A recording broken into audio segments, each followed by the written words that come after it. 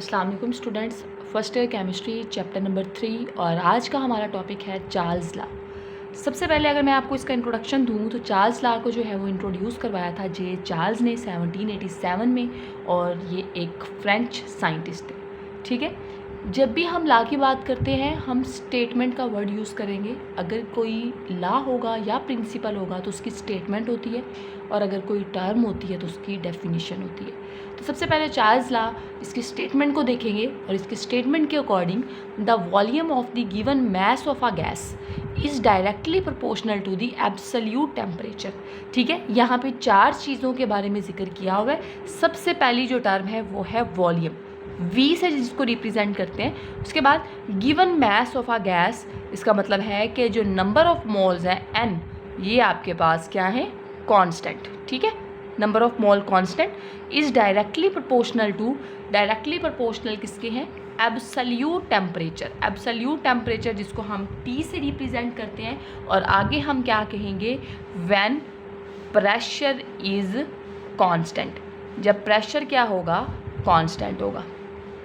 ठीक है, तो यहाँ पे मैंने सबसे पहले चार्ल्स लॉ की स्टेटमेंट लिखी है, और उसके according volume of a given mass of a gas is directly proportional to absolute temperature when temperature is absolute temperature when pressure is constant. जब प्रेशर को हमने कैसे रखना है, कांस्टेंट रखना है। तो अगर मैं इसको मैथमेटिकली बनाऊँ तो V जो है वो डायरेक्टली प्रोपोर्शनल है एब्सोल्यूट टेम्परेचर के, और साथ में हम क्या लिख देंगे कि कौन कौन सी चीज़ें कांस्टेंट है, pressure and number of moles. ये दो चीज़ें जो हैं वो आपके पास क्या है, कांस्टेंट। प्रोपोर्शनैलिटी का साइन ख़त्म करें तो हमारे पास V is equal to K, और साथ में क्या आ जाएगा, T, KT। और मैंने अगर K की वैल्यू निकालनी है तो वो मेरे पास किसके बराबर हो जाएगा, V/T।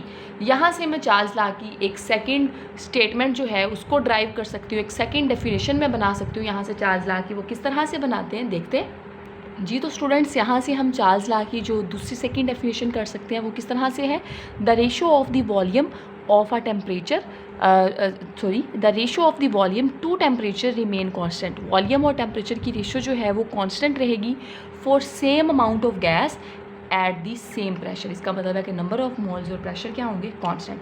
अगर हमने चार्ल्स लॉ को दो डिफरेंट कंडीशन में स्टडी करना है तो ये हमारे पास V1 T1 is equal to K आ जाएगा, और दूसरा हमारे पास V2 T2 is equal to K आ जाएगा। ये भी K है, ये भी K है, तो V1/T1 is equal to V2/T2।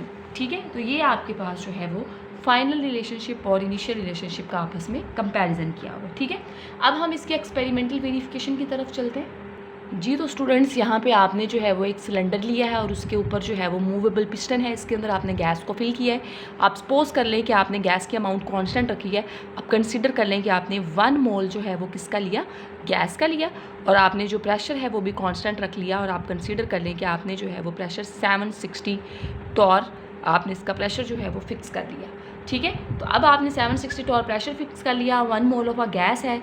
तो यहाँ पे अगर हम देखें तो उस गैस का जो वॉल्यूम होगा उसको हम V1 कहते हैं, और उसका जो टेम्परेचर होगा फॉर एग्जांपल सपोज कितना है, T1।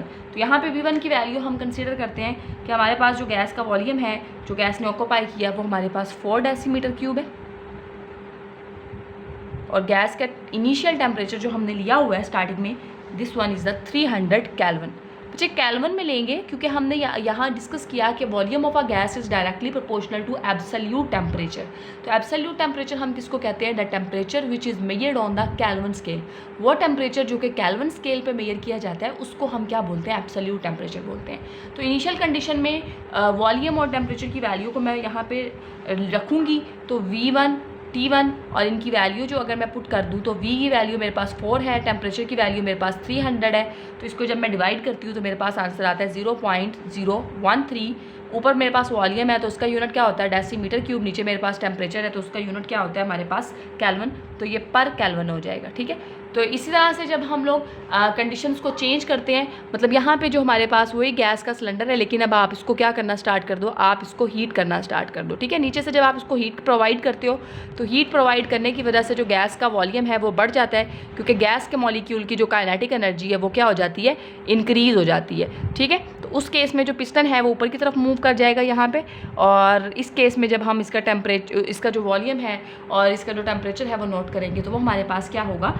फॉर एग्जांपल हमारे पास जो उस केस में वॉल्यूम आता है वो हमारे पास 8 डेसीमीटर क्यूब हो जाता है, और टेम्परेचर जो है वो हमारे पास कितना आ जाता है, टेम्परेचर पहले 300 था तो अब कितना हो गया 600 केल्विन।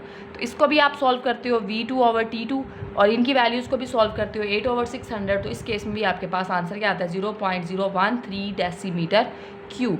तो यहाँ से एक चीज़ प्रूव हो जाती है कि अगर आपने 1 मोल ऑफ गैस ली है और मतलब गैस का अमाउंट कांस्टेंट रखी है, ज़रूरी नहीं है कि आपने 1 मोल ही लेना है, अमाउंट कांस्टेंट रखी है और आपने नंबर ऑफ उसको मोल्स को कांस्टेंट रखने के साथ साथ आपने प्रेशर को कांस्टेंट रखा है, तो वॉल्यूम और टेम्परेचर के दरमियान जो रिलेशनशिप आएगा उसकी वैल्यू हमारे पास कंडीशंस में मतलब इन दोनों कंडीशंस में वी इनिशियल और फाइनल कंडीशन के केस में जो है हमारे पास वैल्यू वो क्या हो जाएगी, वो सेम आएंगी। ठीक है कि अगर आपने गैस की अमाउंट सेम रखी है और आपने प्रेशर को कांस्टेंट रखा हुआ है तो V1T1 इसकी वैल्यू किसके बराबर हो जाएगी, V2/T2 के बराबर हो जाएगी, और दोनों केसेस में आपने इस चीज़ को प्रूव भी कर लिया।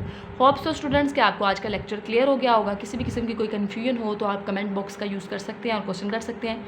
अपना बहुत सारा ख्याल रखिएगा। मिलते हैं एक नए लेक्चर के साथ। अल्लाह हाफिज़।